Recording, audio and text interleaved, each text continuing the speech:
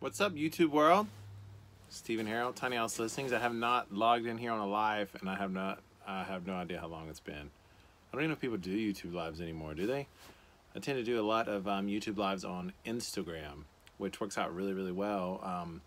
Very lively group of people over there. But the main reason I wanted to get on here on YouTube is because the announcement that I want to make, which I already have in some of the videos, but I'll get to why I'm announcing it here in just a second. But we're going to do one new video every day this year for this YouTube channel. And it's grown a lot. Last year, this time, I think there was 300,000 subscribers. Now there's 600,000. So it's grown really, really fast.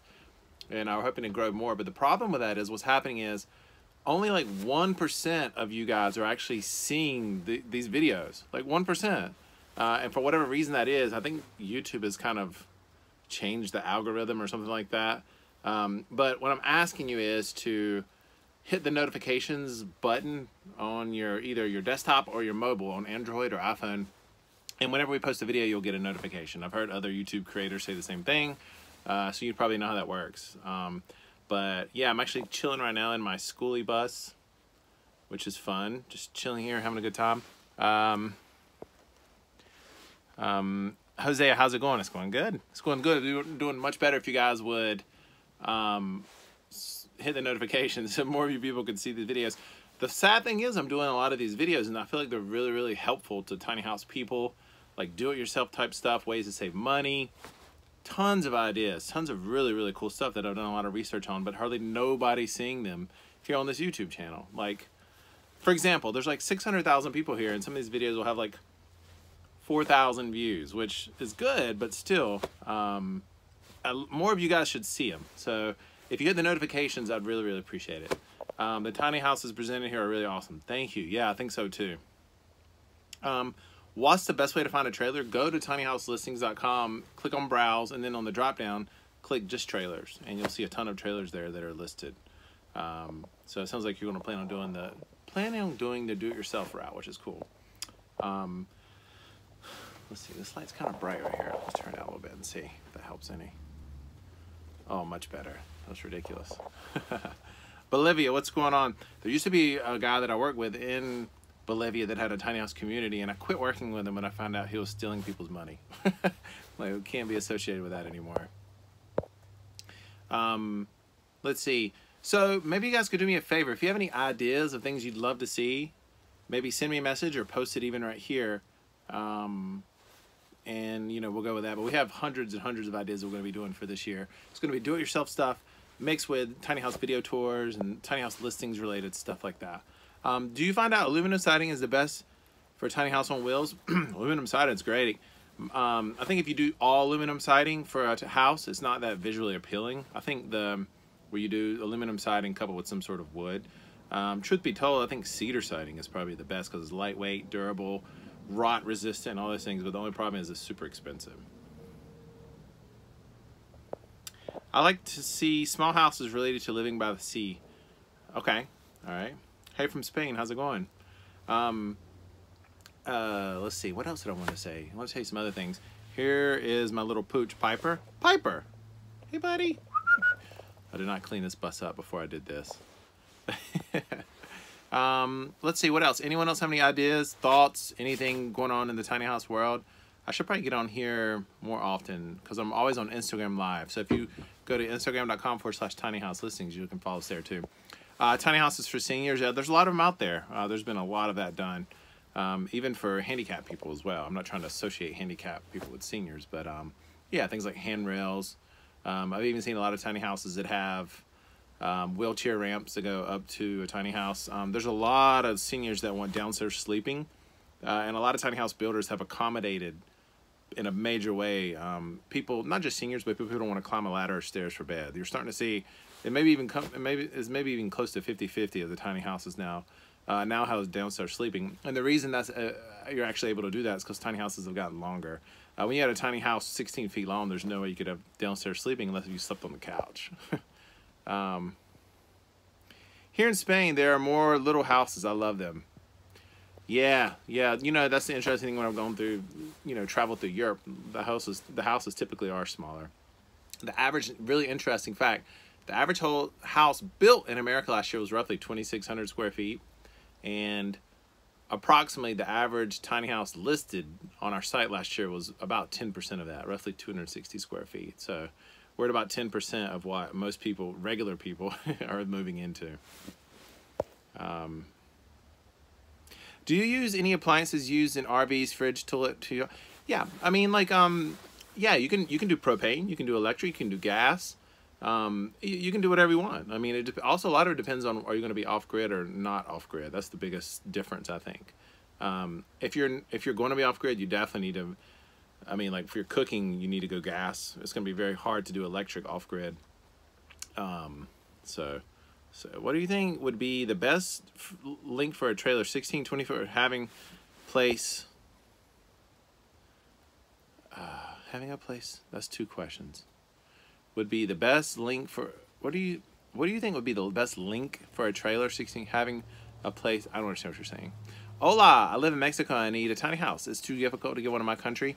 I've heard quite a few success stories of people being able to cross the tiny houses, like from the Texas, Arizona area across the border. I've actually heard stories of that. If you go to our website and click on the support chat icon, you'll be able to chat with someone and tell them what you're looking for. We can put you in touch with a builder like in that area. And the only reason I say in that area, because it'll probably, someone who lives close to the border or better probably have good knowledge about that. Different question. I have a hearing impaired child. What is the best way to set up a tiny house for her? You know, I've never really thought about that. I'm trying to think of some difficulties you would have if you have a hearing impaired child. The only thing I'm thinking is like direct line of sight, point of view.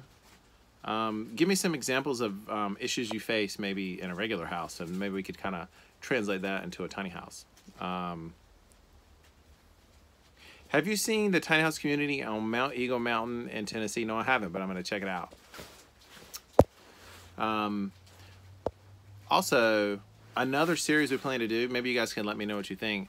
We've already started doing it. There's a lot of tiny house cooking, alternative cooking. We're going to be doing tiny houses in cooking. Like, for example, I have a meal that I'm going to whip up here in my schoolie bus here. Hey, I live in the Caribbean, Trinidad, and Tobago. Awesome. Would love to get my hands on a tiny house. Yeah, I don't know if there's actually any tiny house builders. I know down in the Caribbean, like, shipping containers are very popular because they're already there. So the cost of transporting them there is pretty much null and void. And they're very hurricane proof because they're heavy, and you can kind of seal them up. So in the Caribbean, you might want to consider looking at a container house. How did it cost the most expensive tiny house that you've ever made? There's been tiny houses for sale, like in the Los Angeles area, 400 square feet for close to $1 million. And it's not the tiny house you're paying for. You're obviously paying for the land. Are there any tiny house builders near Memphis, Tennessee? Yes, absolutely. Wind River Tiny Homes is one. Yeah. Just go to our website and click on the support icon, and we can put you in touch with someone in that area. What do you think would be, okay, what do you think would be the best length for a trailer? 16, 20, or 24? I live in an urban area. I don't think it matters. I mean, so you're only looking at 8-foot difference. The main thing is the space that you plan to put it in, right? So, like, if you're planning on putting it on someone's backyard and there's only 20 feet, then you might want to do a 20-foot or a 16-foot, right? But otherwise, I would be more focused on, like, what are your needs? Like, is there more than one person? Do you think you can get by with 16-foot? Again, like I was saying earlier, if you're 16-foot and you want to have downstairs sleeping, it's not going to happen, right? Unless if you sleep on the couch. So you would have to go longer if you want to have downstairs sleeping. Those types of things. You got to kind of find out what you want and then work backwards. 28 by 10, the perfect size. Yeah, a lot of people have noticed, and if you right here on this YouTube channel, there's a lot of 10-foot tiny houses that have been. Come here, Piper. Come here, little stinker. You guys want to see Piper? Hey, little buddy. Hey. Hey, little stinker. He needs a haircut. Look at him. He's very bangy. You look scruffy, dude. Let's see. Yeah, so yeah, the 10-footers are nice. The only problem is the transporting. You're going to have someone following you, and you have to have someone that has a permit to haul that down the road. So, but if you don't plan on moving it very much and not a long distance, then it's not a huge deal. That extra 1.5 feet might be worth it for you. Let's see what else. Example, waking up, talking from loft to other rooms without eyesight, noise levels, hearing outside noise. Mostly we have issues with sight lines. We us, ASL. Yeah, then having downstairs sleeping or dual lofts upstairs where you can, you know, look across the way and see each other. That would probably be a good thing. There's actually noise canceling like insulation and things like that you could use for outside. Yeah, but other than that, like nothing. I mean, like you would probably have a better idea, you know, for that than I would think, because you kind of face those challenges on a daily basis. I'm wanting a tiny house, but I don't want to build it in Philadelphia, Pennsylvania. I would suggest getting a tiny house or building one not in Philadelphia, Pennsylvania. All right, like, or did I miss something? Maybe. Sorry, I don't mean to be a smart ass, but let's see. Yeah, Piper, you're such a stinker. Look at him. If you want to see this tiny house, it's here listed. I think it's called like Beast Bus or something. If you want to see a tour of it, it's right here on this YouTube channel. Let's see. One house with built-in features for almost any kind of pet. One of the coolest things I've ever seen, or not one of the coolest things I've ever seen, but a really cool idea for a pet is, it's like one compartment underneath the stairs, and it has like a cat door, and in there was the litter box, right? And so the cat could go in there, and then there was on the other side of that was a door that you could lock from the outside, and then outside of that was like a locker room, so they couldn't get away if you didn't want them to. And then there was also a fan blowing out, so like literally it was compartmentalized underneath the stairs, and then there's like a fan that runs off solar that's constantly running, pushing the smell from the litter box outside the house before it even has a chance to like kind of impede or you know, make its way into the house. Let's see what time it is. Hold on. Let's see here. Let's see. I'm wanting to build a tiny house, to build a Philadelphia and off-grid. Yeah, this channel has a ton of information about off-grid. There's really two camps for off-grid. There's the kind of that you can kind of put everything together yourself, and there's also kits. Well, there's really three. There's kits, build a kit yourself, and then basically plug and play, like Goal Zero, I think Goal Zero, and then the Kodiak, which is on here. You just plug solar into it, and you just, you know, get to juicing, I guess. Stop. Let's see. What is the most preferred size? What is the most preferred size for a tiny house? That's a really tough question. I mean, it's almost like asking, like, what is the most preferred size car, right? Like, well, if you're a middle-aged retired dude or something, it's probably a convertible, right? If you're a family, it might be a Suburban. So, preferred, I mean, it totally is relative based on your situation. Yeah, sorry, I can be more specific. I like Murphy beds. Yeah, Murphy beds are smart. What is the weight of solar panels?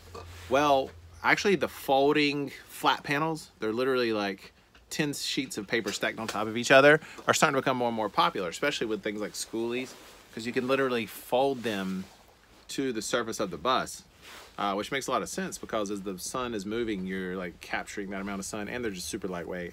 But a panel, I'll give you an example. So a lot of the panels you've seen here that are in my father's place, 150 watts each.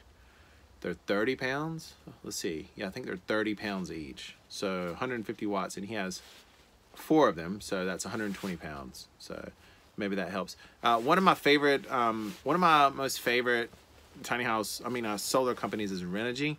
So if you go to renogy.com, I plug them so much they really need to start sending me some free stuff. I'm just kidding, kinda.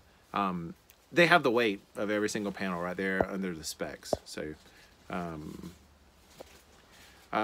your most popular or favorite? You mean tiny house, or let's see. Let me go back up. Were you the one that asked? Oh yeah, you mentioned 20 by 10.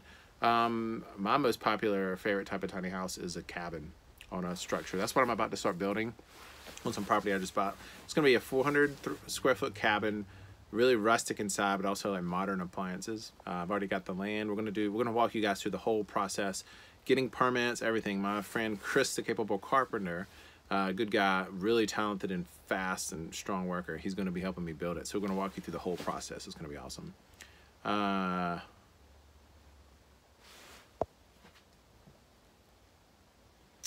Okay. Well, I think I've yapped long enough. The main thing is I want to announce that there's going to be a video here every day this year. I'm committed to it. If you don't see one, it's because I'm sick or that type of thing. And we're also this year going to be hiring a professional video person on our team, on Tiny House Listings team, and that maybe will help bring the quality up even more. I don't know. So we'll see how that works. But we got tons and tons of ideas. If you ever have any ideas, send us a message of what you'd like to see or suggest something you'd like to see on the channel. Send us a message or email us at support@tinyhouselistings.com. But other than that, Piper, do you have anything? Do you have anything else you want to say, buddy? Huh? No stinker? Yeah, I think that's it. Thanks everyone for watching, and we just posted a video a second ago, and look for another video this time tomorrow, Eastern time, 12 p.m. So thanks so much. See you on the next video.